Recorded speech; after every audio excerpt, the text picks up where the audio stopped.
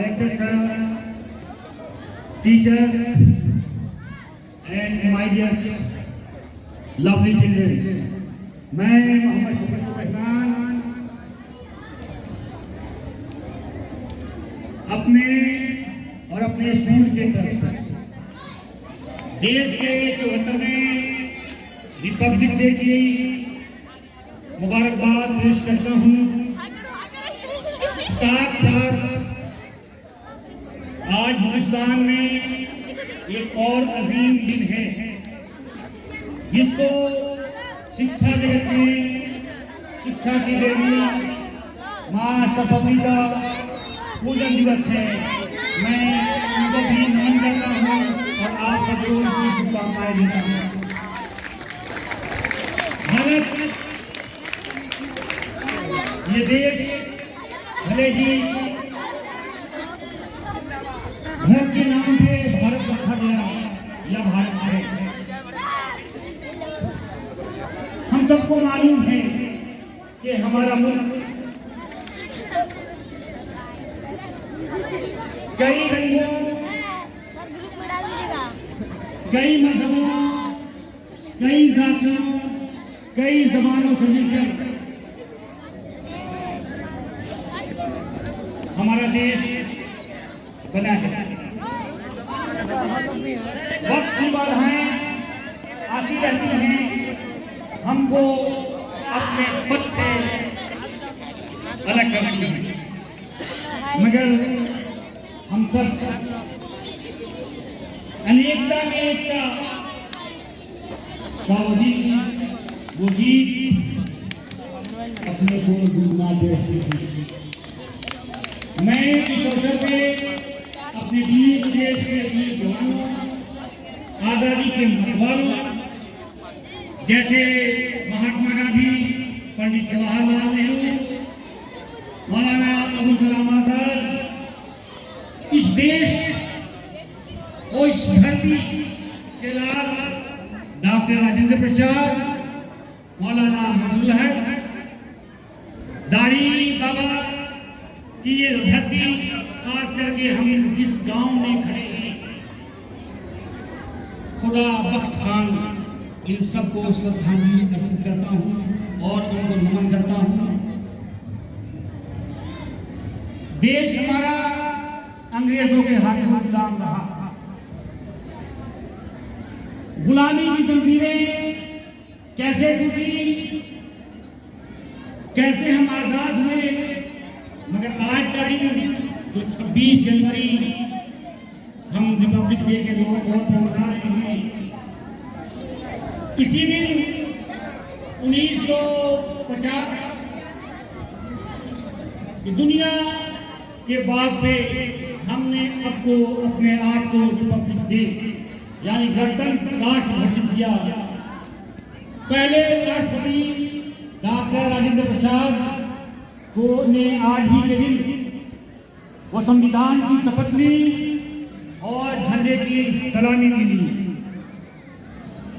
308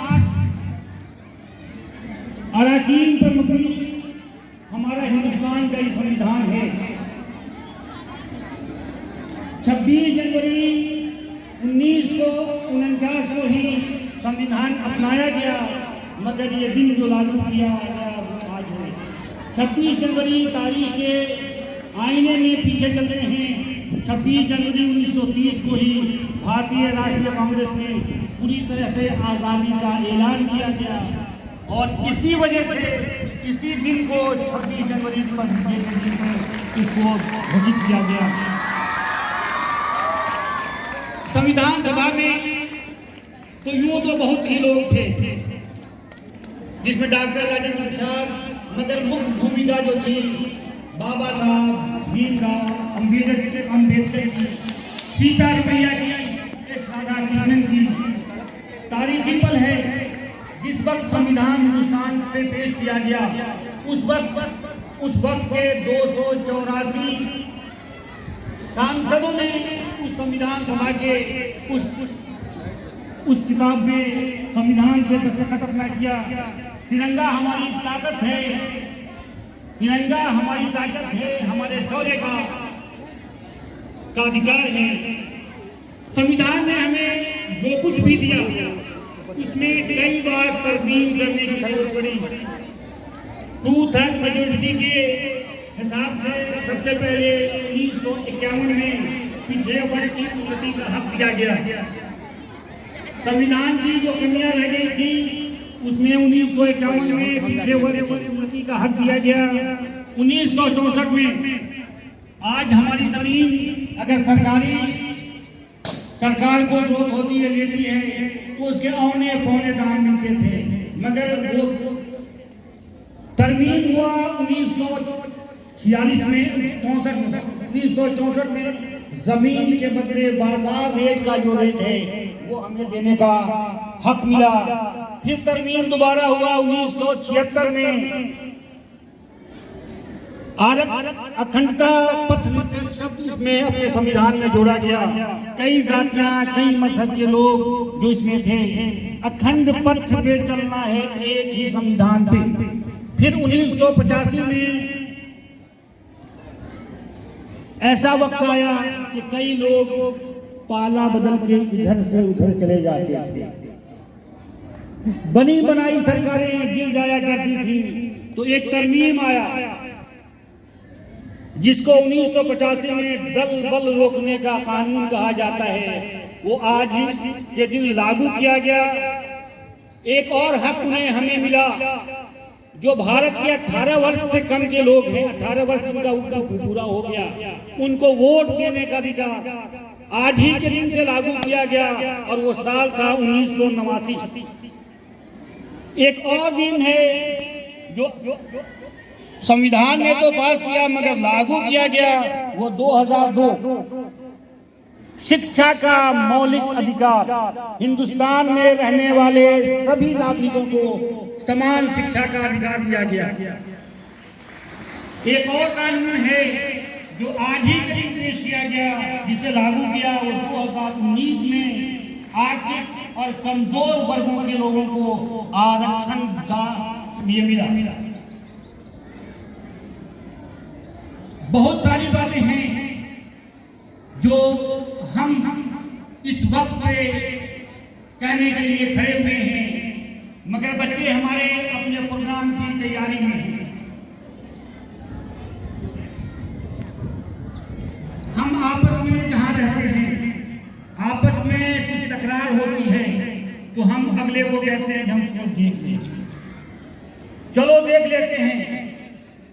मगर हमारी जब जरूरत होती है तो फिर हम अपने जगह पे आते हैं तो कहते हैं कि चाचा भाई हमको गलती हो गई, हमको माफ कर दिया।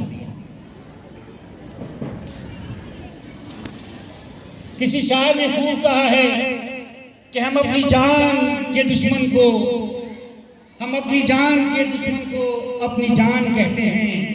मोहब्बत के इसी धरती को हिंदुस्तान कहते हैं। मोहब्बत के इसी धरती को हिंदुस्तान कहते हैं।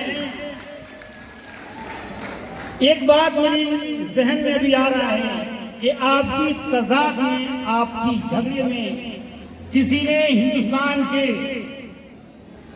नक्शे को फाड़ दिया। किसी बुद्धिजीवी को दिया गया कि भाई साहब इस टुकड़े टुकड़े हिंदुस्तान के नक्शे को फिर दोबारा जोड़ दीजिए।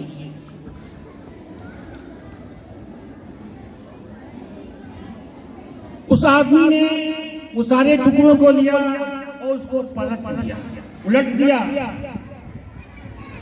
और वो टुकड़े टुकड़े के जोड़ के हिंदुस्तान के नक्शे को एक कर दिया। कहने वाले ने कहा कि भाई साहब आप इस टुकड़े को कैसे एक कर दिए? उसने कहा कि पीछे एक आदमी का नक्शा बना हुआ था, मैं आदमी को आदमी से जोड़ता चला गया, हिंदुस्तान आपस में खुद अपने आप जुड़ गया। तो इसी चीज को हम आपसी तजाद को भूलते हुए दिल की नफरतों को, कदूरतों को बाहर निकाले और एक दूसरे को गले लगाए।